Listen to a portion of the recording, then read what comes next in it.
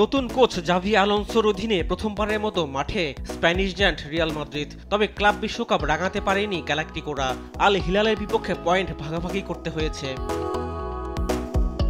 মিয়ামির hard rock স্টেডিয়ামে শুরু থেকে আধিপত্য দেখায় স্প্যানিশ জায়ান্টরা।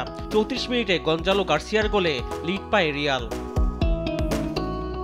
সমতায় ফিরতে অবশ্য সময় নেয়নি সৌদির ক্লাবটি।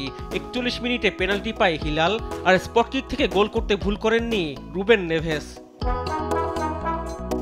প্রথমতে শেষ দিকে এগিয়ে যাওয়ার ভালো সুযোগ পায় রিয়াল। আর্দা গুলেরের জোরালো শট বারে লেগে প্রতিহত হয়। সেই ফিরতি বল থেকেই আবার গার্সিয়ার হেড শেষ মুহূর্তে ঝাঁপিয়ে পড়ে গোললাইন থেকে ফিরিয়ে দেন হিলাল গোলরক্ষক। রিয়াল জয়ের সুযোগ হাতছাড়া করে 90 মিনিটে।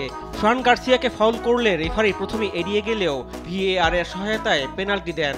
ভালভার্দের নিয়ে স্পট কিক হিলাল গোলরক্ষক ডান দিকে ঝাঁপিয়ে ফিরিয়ে দেন।